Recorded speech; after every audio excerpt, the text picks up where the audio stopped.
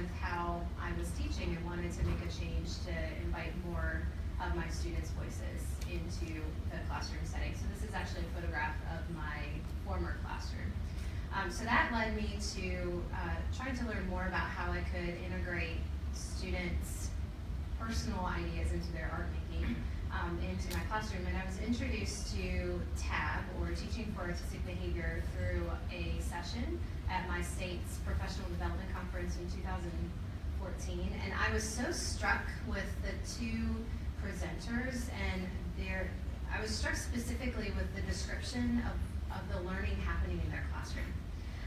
And I was just feeling such angst, and they had such joy and such peace about the classroom dynamic, and I was like, oh, I want some of that. So I actually arranged the opportunity to go and observe both of these teachers in their classroom, because it was, what they were describing just seemed so different from what I was doing. I was like, I gotta see this in action. So I was lucky enough to be able to go and visit them and see them working with their students. And from just those 2 days in their classroom, I realized that there was so much for me to learn.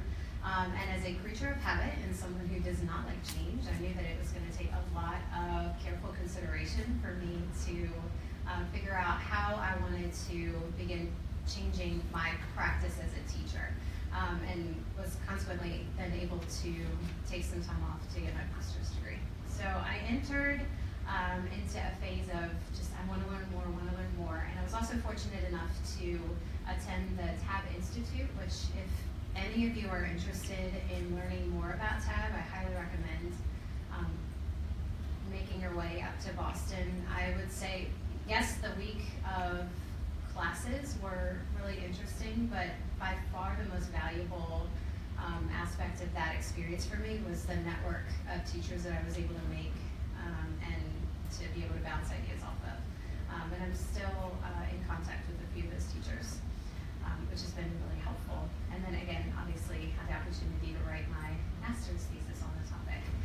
So this is very academic language. I apologize for that. But these 4 topics were really what I was interested in looking at when I'm going into the classroom. So I wanted to know if there were any kind of traditional aspects of planning that teachers were using, how the teachers were adapting and then implementing teaching for artistic behavior, how they were making those instructional strategies work for them in their community, how those strategies reflected their personal philosophy of art education, and then lastly, what kinds of changes I was going to make. But I was also really interested to see from my own perspective what it was that I felt like was still good about what I was doing. They didn't essentially want to like throw the baby out with the bathwater, if that makes sense. But I also knew that I did want to change, so trying to find that balance within that. So for my research process, I knew that I wanted to spend as much time with teachers as possible.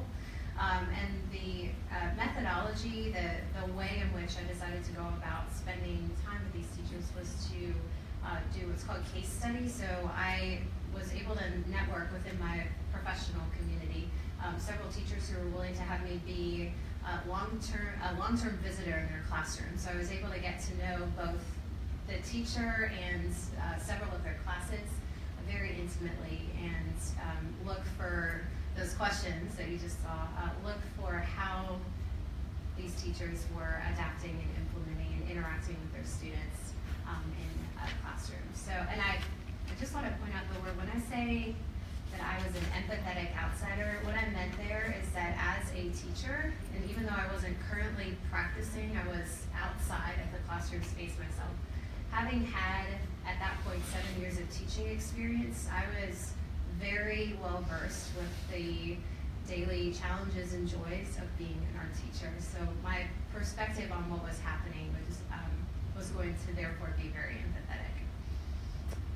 And some of the assumptions that I had going into these classrooms is that the teachers were going to be implementing choice in some way, that they were going to be making preparations of some kind for their students to be in their classroom, And this third one here, became very interested in the teacher interventions during kind of moments of struggle with the students, or the teacher's knowledge of when to not intrude. And then finally, that the students obviously would be enjoying their time in the classroom. And then as part of the research study, you always have to acknowledge any kind of limitation. And then therefore come up with a way of addressing that limitation. So knowing myself, definitely my bias would be influencing how I was looking at the classroom. So I went through several different strategies of looking at what was going on and recording what was happening. And a convenient stapling just means that I was going to be limited to schools that I could drive to, essentially. I couldn't, regularly fly across the country to look at schools. So within that, trying to make some change, trying to account for as many different school communities, types of schools as possible, I was able to make some good connections within the community. So along with defining my research method, I also needed to make sure that I was very clear about some of the terminology that I was using. And I won't read through all of these for you, but I just did want to point out a few of them. That first one, I apologize, it's so small. Specifically was addressing creativity, not in an adult sense, but in terms of what it means for a child to be creative. And specifically, for a child, it may be new information for them to mix a color, whereas I've seen 1,000 different varieties of orange, and I know that either magenta or red and yellow mixed together is going to make an orange. But for my students, especially young students, that's going to be new creative knowledge for them. So,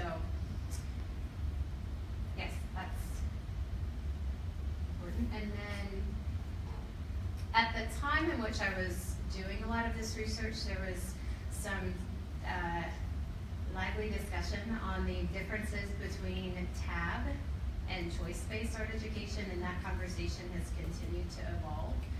But at the time, and based on what was written in the book that Diane Jakewith and Catherine Douglas wrote, they, at the time, used these terms interchangeably, and they're synonymous. But that has, again, evolved. So just know that when I'm referencing choice-based art education, I'm talking about a spectrum of offering students choice, whereas TAB is a little bit more specific, which I'll go into in just a moment. So moving into kind of the history of teaching for artistic behavior, so getting into that nitty-gritty now. TAB is choice-based art education, where students are regarded as artists, and that's very important to the kind of the philosophy itself, where they're given real choices, real choice to respond to their own ideas and interests through the making of art. So for me, I needed to have it be less wordy. So I defined TAB as students were given the opportunity to choose their content, their material, and their process or method for making their art. And the goal within the TAB setting is that we are facilitating and encouraging the generation of art ideas and fostering the development of artistic behaviors in students. And if you are not familiar with this book, it's called Engaging Learners Through Art Making. I highly recommend it, just as for kind of expanding your understanding of just different practices and different ways of teaching.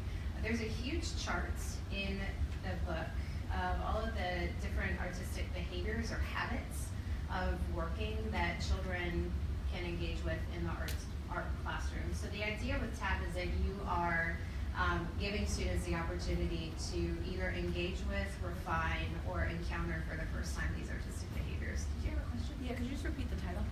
Yeah, Engaging Learners Through Art Making, and I'll make sure to have this available for you guys later.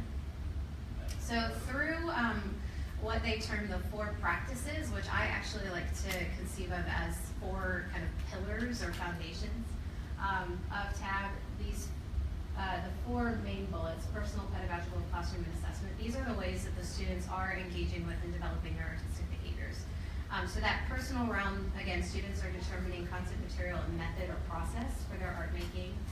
That pedagogical, or the how of teaching, the teacher is making sure that the time that they are speaking with the students is very quick and efficient, so that therefore the students can then become peer teachers to their classmates, and also potentially to the teacher as well.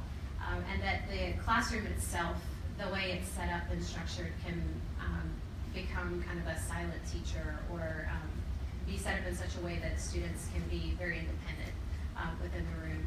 And then again, more specifically, the layout of the classroom. And it's spoken about that teachers are encouraged to be architects, and I actually think it's more helpful to think of yourself as like a city planner, because you want to think about traffic flow, where you've got non-movable structures in the classroom that can help the students, again, be efficient with their time, and also be able to maintain and care for the studio space.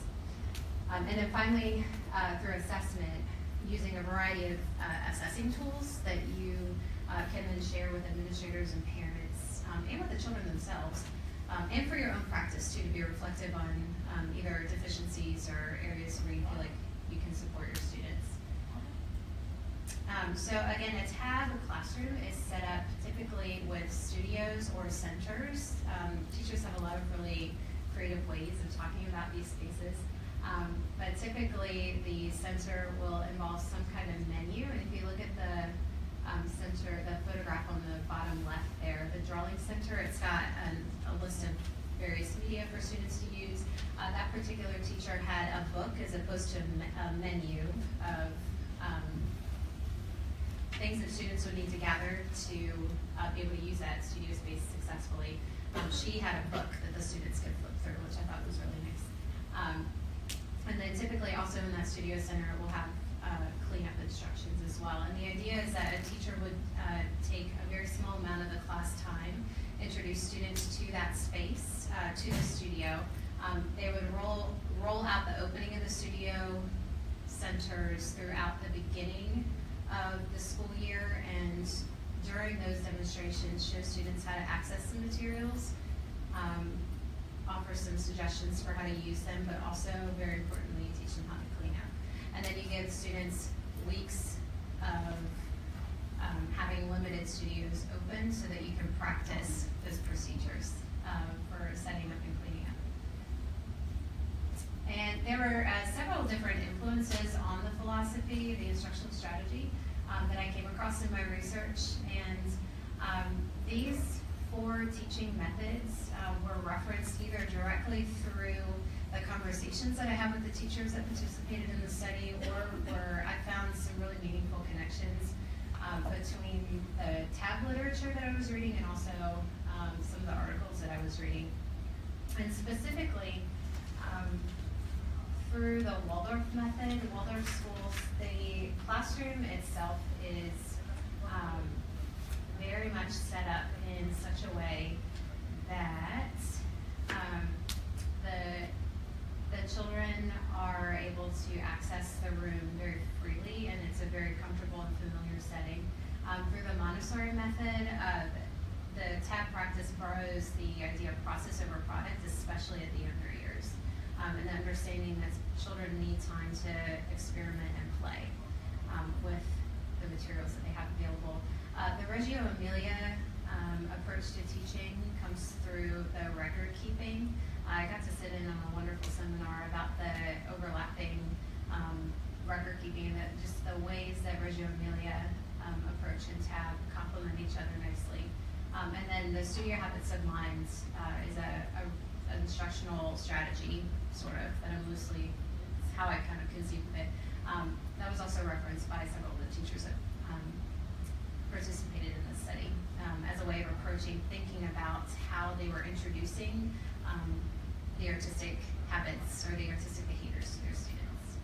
And then I can't move on without mentioning the influence of constructivism in this teaching method. The idea that students are actively and through real hands-on experiences, learning how the world works and how they interact with the world. So this is a very loose, clearly not, even though it is linear, it's not really linear, kind of timeline of constructivism within art education itself. And I think what is interesting to me as I've been reading and listening is that I feel like we're kind of spiraling around back towards more conversations about the importance of teaching creative thought and how to be a divergent thinker in the art studio space, which is very exciting and daunting, but very exciting for us as art educators.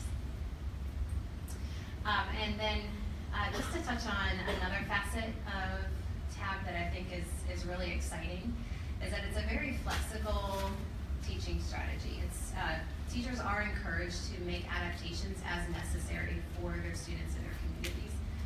The spectrum that you see at the bottom comes directly out of this book, Engaging Learners Through Art Making. But I found a very nice, a little bit more expanded choice spectrum, and it's colorful, which we all love, from the Art of Education's website. That I particularly like that spectrum because it kind of, the little tiny white blocks that you see are different instructional and teaching strategies that kind of fall within the choice spectrum.